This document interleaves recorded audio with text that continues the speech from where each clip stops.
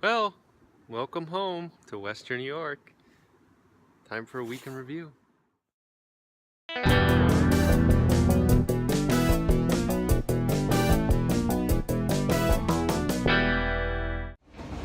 crackety train.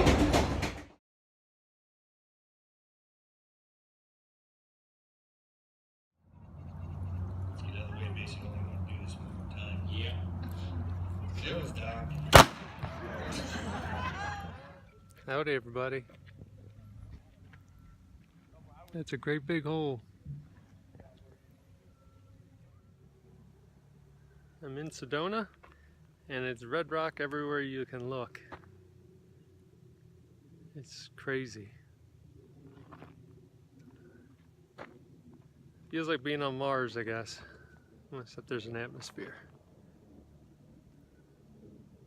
Anyhow.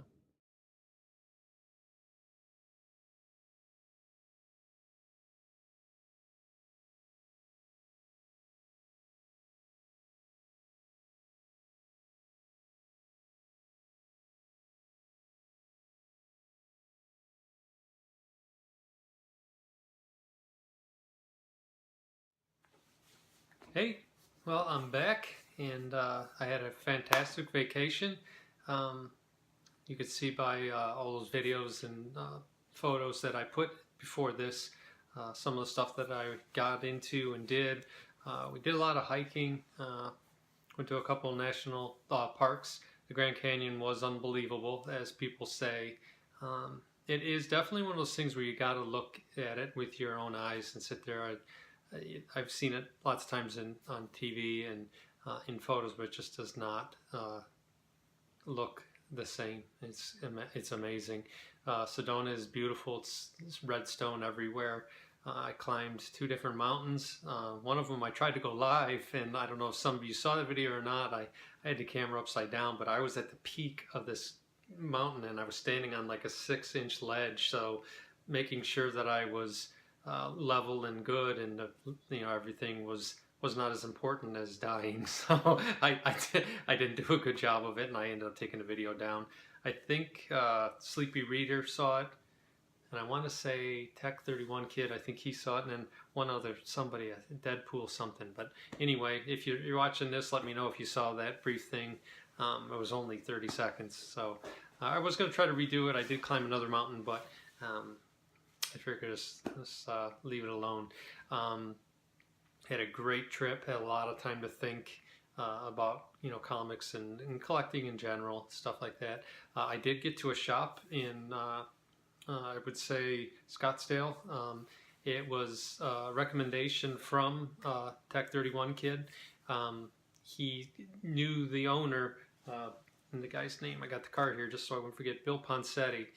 He used to own a shop down in New Orleans for years that Tech 31 would visit, and I did mention that to Bill, and he's like, I remember when he called himself Tech 27, and he goes, and even before that, I think he called himself Gator. So Tech, if you're watching this, let me know down in the comments if those are your former aliases. It was funny too because I said who recommended. He's like, oh, who? And then I said your name, and I realized how strange that sounds to people because there's people in the store thinking he doesn't even know the guy's name. But anyway, I guess that's how things are here in this community. But it was a really cool store. He did have a really nice mix of silver and bronze. He had some really good golden age books too that were in surprisingly good condition. Just well displayed. You saw in the pictures before this. I took some shots, and I took one with Bill himself, which was kind of cool. And I ended up picking up a few things, and I can show those now. This is a very small haul, I guess. A friend of ours, her nickname's kind of Wonder Woman, so we picked up a sticky notepad for her. It's kind of cool. So, it's like a regular Post-it notes, but she can pull them out and use them. So that was pretty cool. Then I was just thumbing through things, and I found a weird fantasy reprint. And it's got a rocket on it, so I had to buy it. Haven't read this one yet, though. It looks really cool. Looks like a rocket landed in the middle of the woods somewhere, and these explorer guys found it, so kind of cool. And then I got two treasuries. One of them is number 7, and I needed this to complete the 1 through 28 run. got a great classic Jack Kirby cover on it, and there's a pretty good mix of Avengers in here, if I remember right. I haven't read it yet, but I will. And then the other one was the 1975 holiday grab bag. So it's not part of the 128 run, but it is one that I wanted. I have 74 and 76, and I think they did a 78 one. 77, I think, is part of the run. Anyway, I could check, but it was kind of cool. He had these there. He had them for $10, so I thought that was pretty cool. And I got the EC reprint for $2. So you know, if I see these for $2, I always grab them. You can't beat them. It's kind of unusual, purple too. I had never seen one with a purple cover. It's number 12, but I don't know what that means in the real EC world, what that really is or not. So very good trip. I said it before, when I come back from vacations, I always use vacations away from home as reset points. So when you come back, maybe you throw off things, paradigms that you'd always done, like, maybe you did this same thing every morning, and maybe this or that, or, the same exercise, you ate at the same restaurant. So I love to reset how I do things when I come back from there, and collecting is a big part of that. I think I looked at eBay once. I was bidding on a certain book that I kind of want, but it got too high, so I let it go. Being patient. So Nick, you'd be proud. I didn't jump on. I didn't overpay. And then I really thought about. I'm going to really push a lot harder as we move forward here, as far as selling off more of the stuff, and then going after not just the 2018 list, which a few of those books I don't think I'm going to get anymore. I don't really care to have them as much, but really go after the bigger books that I've always wanted, and I think would really be nice to have in a collection. So that's where I'm headed for it. We'll see where we go. You guys will be along for the ride. Hopefully I get there and I do it, and we'll see. As far as the sermon today, it's a little bit more lighthearted, and I didn't have great Wi-Fi out there, and I didn't want to crush my data, so I really didn't watch hardly any YouTube. So I think I have 28 videos to watch of all you guys out there, so this ought to be fun. Rifling through those, I figure that'll be the evening's entertainment. We'll go through that. I didn't watch Wednesday night show with Nick and Anthony. I don't know how they did. Hopefully they did well. I'm sure they did. They don't really need me there. But it got me to thinking that, how much fun, just interacting with all of you out there has been.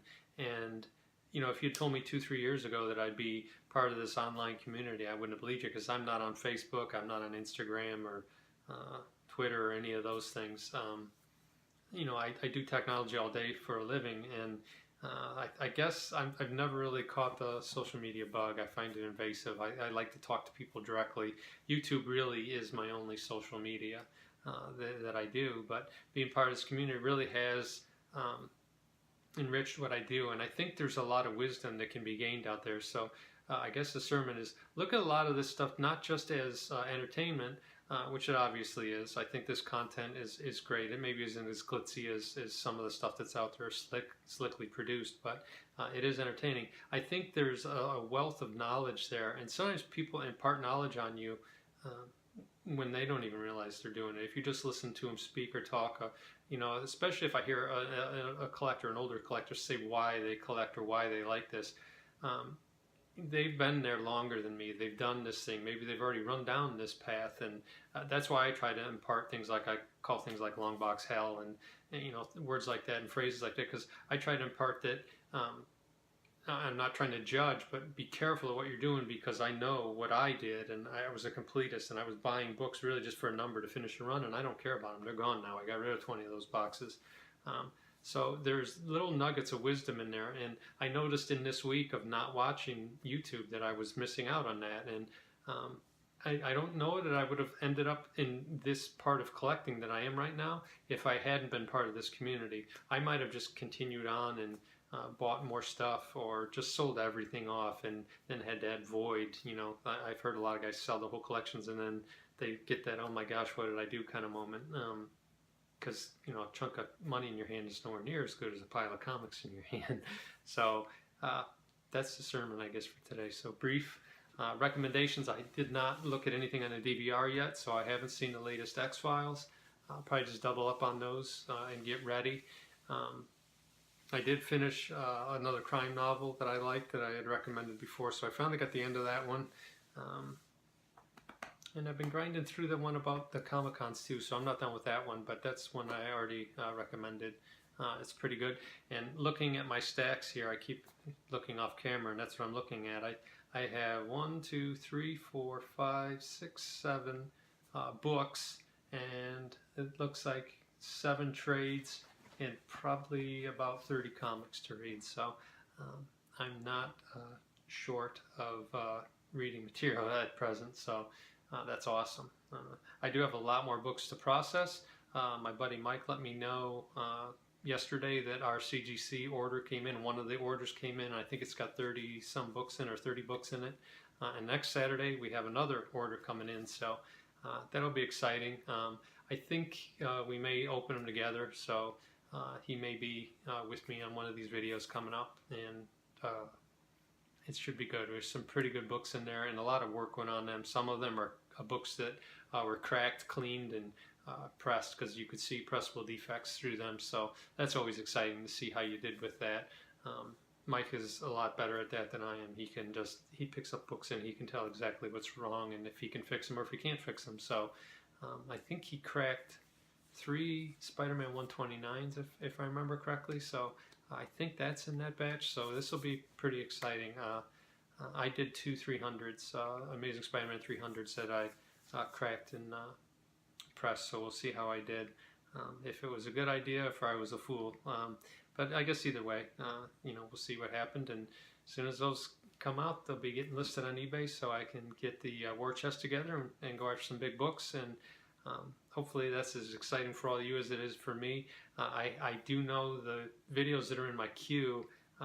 I saw some stuff that looks pretty cool that I want to see how you guys did. And it's funny that we never are face to face with each other, but in a weird way, you kind of feel like you've missed out talking with this person, even though it's never two-way. I know Alan from After Comics jokes with me sometimes that when he's watching my videos, he answers me or asks me questions on the screen, and he always jokes I never reply back. And I think we all tend to do that a little bit when you're watching these videos, because these are kind of raw and they're just like some guy like me just sitting in a chair talking. So anyway, that's my week in review, short and sweet.